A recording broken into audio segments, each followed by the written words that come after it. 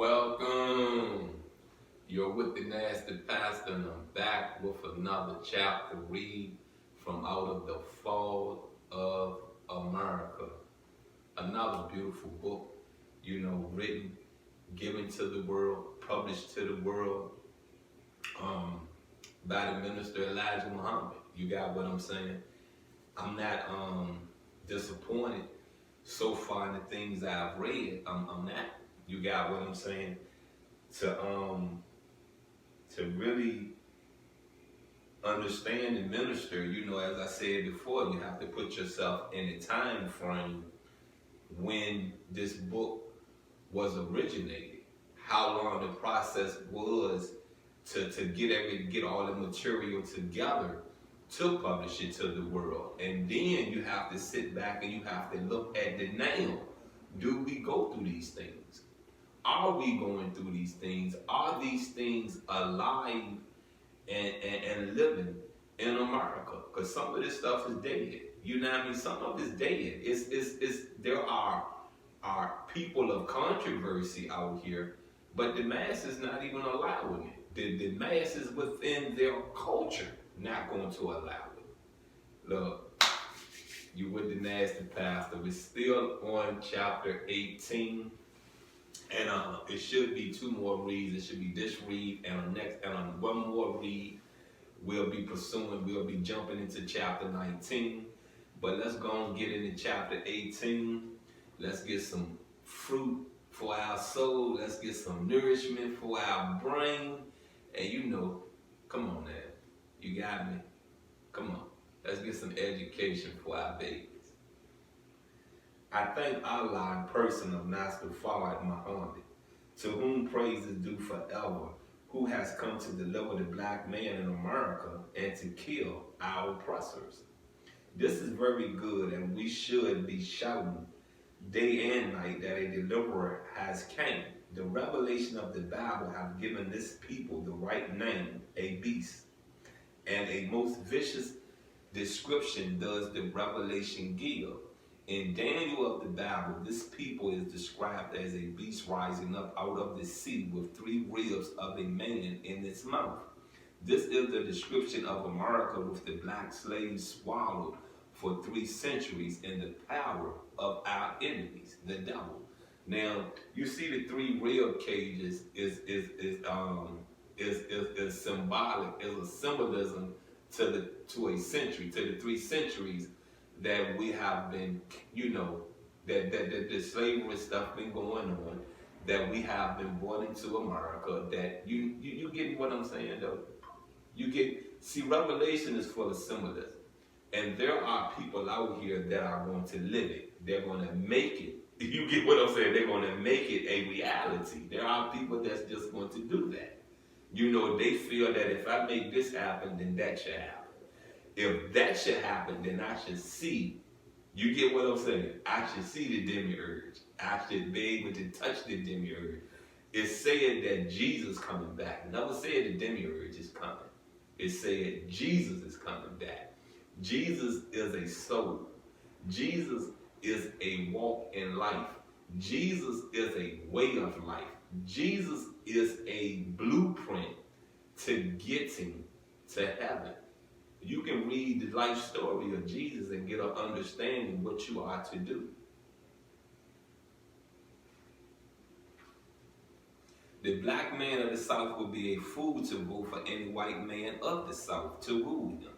He should stay away from the polls because the white man for whom he votes is an enemy of his and is bound to tighten the shackles tighter than ever. Now let me say this, about the voting. It was a time we couldn't vote. But see, it got to the point that when we're starting to receive our civil rights, don't think these politicians that need the black community vote didn't sit back and say to themselves, yeah, let's go, this civil rights package, let's get it passed, because I'm going to need them nigga votes. You understand me? I'm going to need them. I'm going to need them votes all together. And what do you think the minister said to himself, okay, now they want to let us vote because they need us. You understand what I'm saying? Because they need us. You feel what I'm saying? And sometimes it's not good to even look at it that way, because you're spreading a message in a community that is rebounding itself from a detrimental time in history. You feel what I'm saying? They're rebounding themselves from a detrimental time in history. So to tell the black community, oh man, these white devils need us, what do you think we did? We got big-headed. You feel me? Big-headed. You know what I mean? You can tell a black woman today in the now, damn, you look good. Head look like the little Gusher commercial. Tell her she got a nice old butt. Head get bigger than the Gusher commercial. You understand what I'm saying? You get it? So what I'm really trying to basically say to people is this right here: just because you're needed, have some what's that word? Have some humbleness in you. You feel what I'm saying? It does not need to go as far as you're questioning me, you're taxing me, you're doing everything to get privileges from a message you should give away for free. You should want to give this message away for free. You get what I'm saying? You should want to. And I just say this to you once again, you know what I mean? With progress, understand this, you know, this is your oppressor way of thinking. You know, if I give you progress, what do I get in return? God almighty. What do I get in return? You understand what I'm saying? You get what I'm saying? You better start figuring out how to take that hate you have in you and figure how to display it in a way of receiving what you need to receive from your oppressors. Because they're not going to just give it to you. So you're going to have to figure how to sit down, communicate with your oppressor to get where you're trying to get in life. You just is. Point blank period. You just are. Let's keep it moving. And that law, no.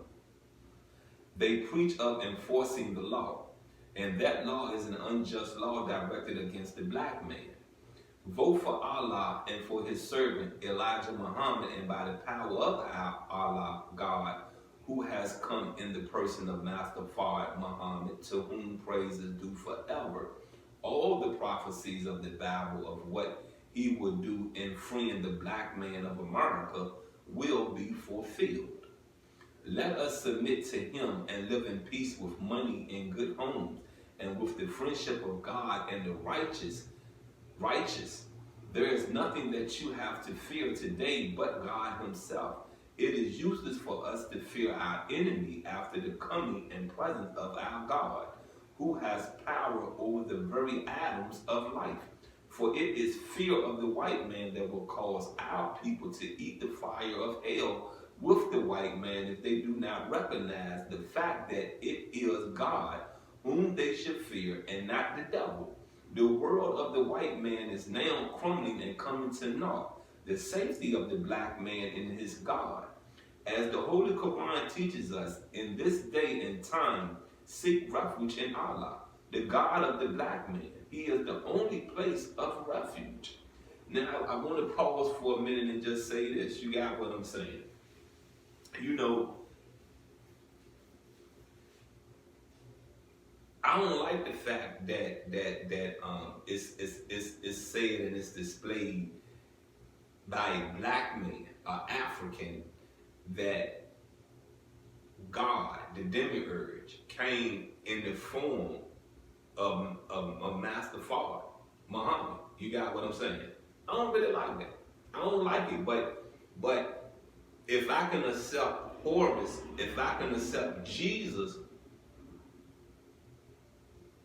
then I have to accept that Master Fard Muhammad was a messenger sent in America by two entities. You know what I mean? It's either was sent to America by Satan or was sent to America through the demiurge. You understand what I'm saying?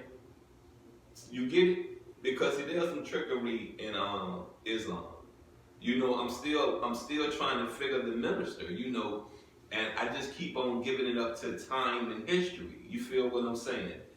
That we didn't know, you know, there was things going on that we won't gonna pray to Jesus. We won't gonna pray to no blue-eyed white man that is relatable to the man that just hung my brother, to the man that just, you know, shot at my sister, to the man that just told me I can't get a drink of water out this fountain and I'm dehydrated. You get what I'm saying? I can't get a piece of pie in your restaurant because I'm black. You get it?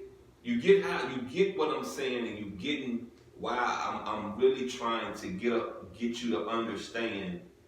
You know, when you're reading these books, you should always understand the time of history these books are in, so you don't allow it to dictate how you see and how you move in the name of today. Let's get back into this. The world of the white man is now crumbling and coming to naught. The safety of the black man is in his God. As the Holy Quran teaches us, in this day and time seek refuge in Allah, the God of the black man. He is the only place of refuge. We have made America one of the richest and strongest people on earth.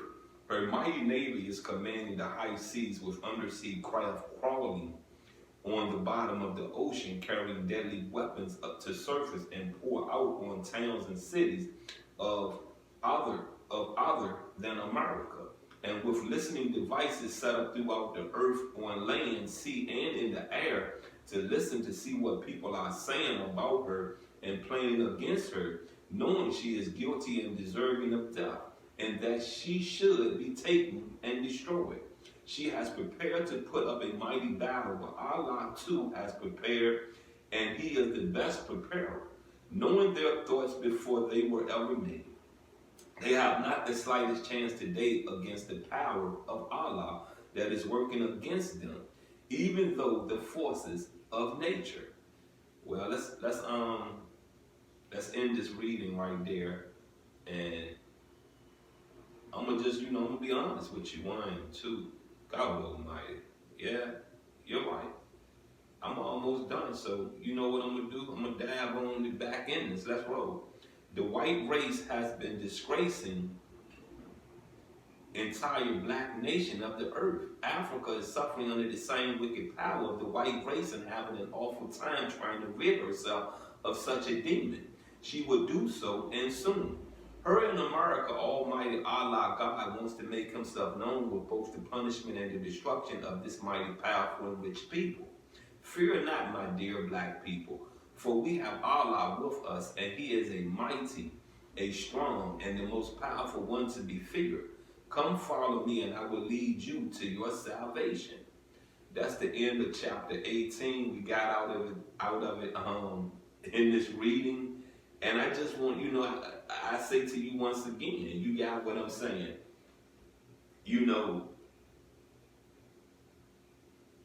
It's whom we pray to. You feel what I'm saying? That put these oppressors in position.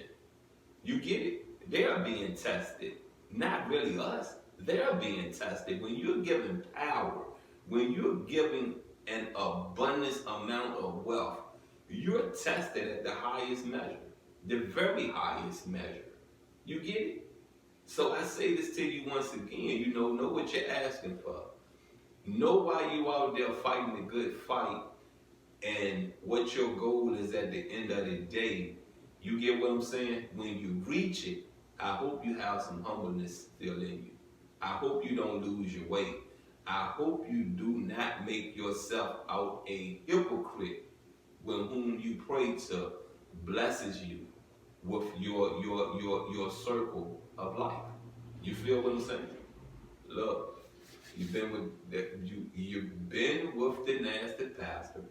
We just wrapped up chapter 18, and I just say this to you once again. You know what I mean? Always, when you're reading these books of history, these books of literature, And especially when they're like autobiographies that are written by the person. You get what I'm saying? By the person the autobiography is about, if they did their own autobiography. You know what I mean? Especially a book like The Fall of America.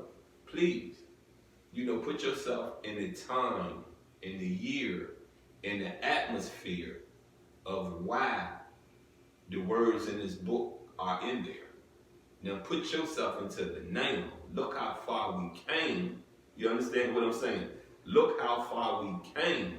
But once again, I say this to you, you know what I mean?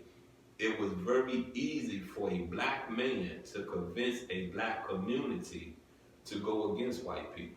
It was.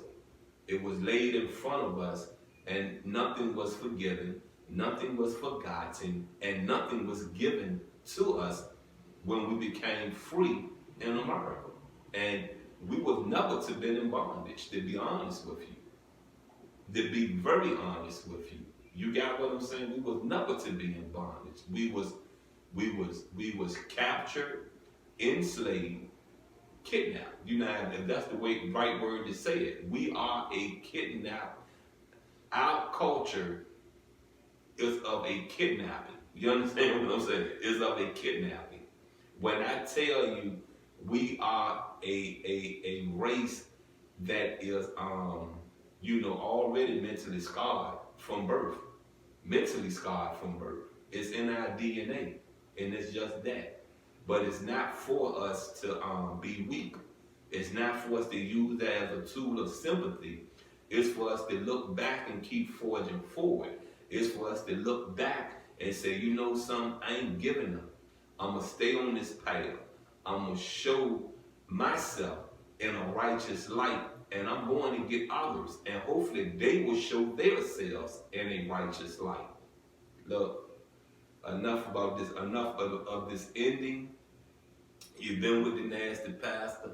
I'm out, and I love you.